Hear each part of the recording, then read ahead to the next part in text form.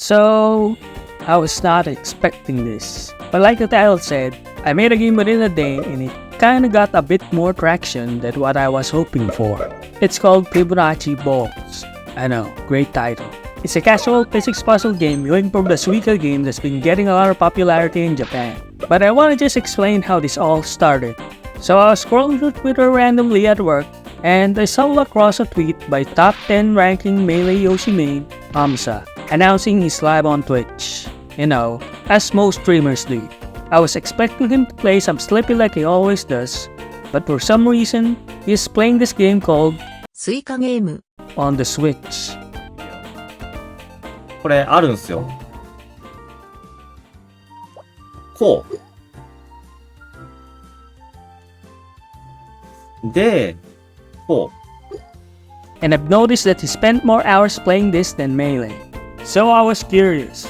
I wanted to try the game to see if it's any good. And it was. Like, I was expecting to play this game for a minute because I was currently working. But I think I was playing it for almost an hour. So the next day, since I noticed that there wasn't any traction yet for the Suika game outside Japan, and since I was already working on a game, which I'll talk about in the future, and since the game is pretty simple, then why don't I just make it myself?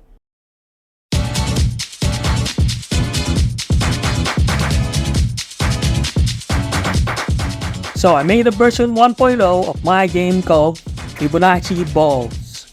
My original idea was to make it so that the balls would grow to the size equivalent to the Fibonacci sequence, with this ball object I made that dynamically increases in size.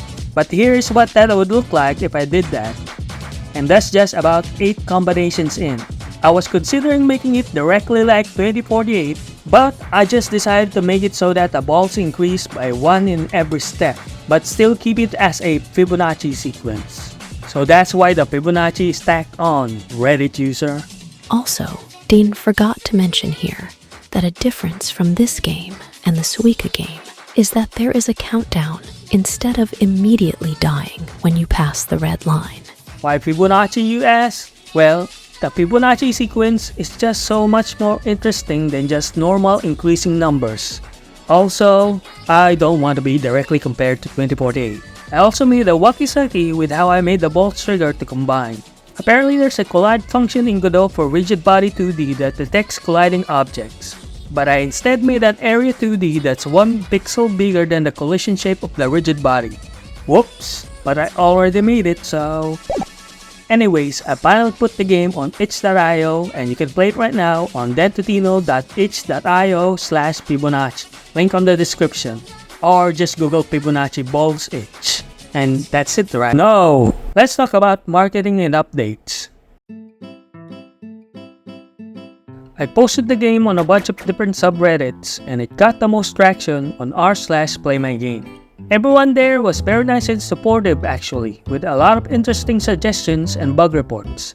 And from there, it kinda took up, at least at the level I'm at. The next day, I decided to just stream the game randomly on Twitch just so I have some footage of the game that I can post on TikTok or YouTube or whatever. And at some point, I decided to play with the physics a bit. Once the balls become big, it becomes unmovable. So I just played around with the mass of the smaller balls, and it felt so satisfying, slightly pushing a larger ball with the tiny ones until they...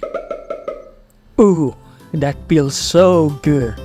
I also played with the gravity scale that makes the balls drop faster, and it's just more fast-paced. Like, I went back to try a Suika game and it felt so slow compared to mine. After playing around, I finally changed the physics code to the ones that I felt most fun. I made the gravity scale of the smaller balls to be really high, but as the balls get bigger, it becomes much lower. This again makes the game much faster, but still has the bounciness of the larger balls. I initially changed the smaller balls to be heavier, and as it grows, it will be lighter. But I've noticed that the larger balls would float up of the sea of smaller balls. So I made it so that the initial mass of the balls drop are heavier, but after it stops, it becomes way lighter. Heavier objects tend to sink down, and I want the bigger balls to sink down because I want people to create change from top coming to the bottom. Because again, it is much more satisfying. Few things about the game design that I want to talk about. First is that in the Suika game, one of the challenges is to get to a score of 3,000. And some people think it's the same as this. Wrong. This game is completely different. The target game score for this game, where it would be a challenge, is 5,000. So good luck getting that. Second is that in Suika game, the goal is to basically get to a watermelon. 2 watermelons combined together apparently return back to a cherry. This game doesn't have that. The numbers in Fibonacci balls could technically go to infinity. But since the balls grow in size every combination, I think at a certain point, it would be impossible to get to a certain amount. The biggest ball I've gotten is 233, and I'm pretty sure the next sequence, which is 377, is impossible. If someone could send me a screenshot of the 377 ball, I'll give you a $15 Applebee's gift card.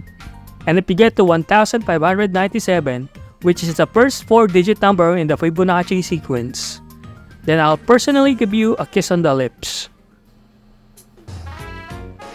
Well, this project certainly gave me hope for my game dev journey.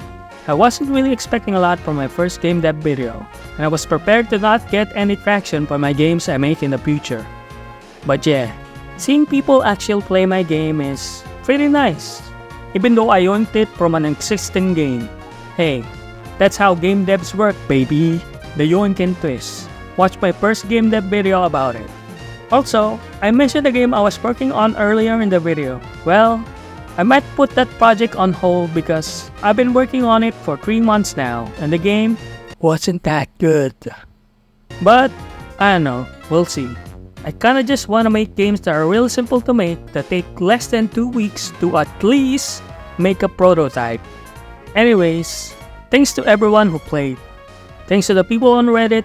Thanks to Amsa for showing me this game, even though you don't know me and you were just randomly playing a game on stream. Shoutouts to the people in r/playmygames. You people have been great. And also this Reddit thread from the Collab subreddit where a random person just recommended my game. So, thank you Haro Mistborn for the free advertisement.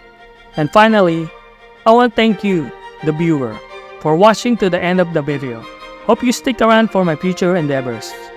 Goodbye!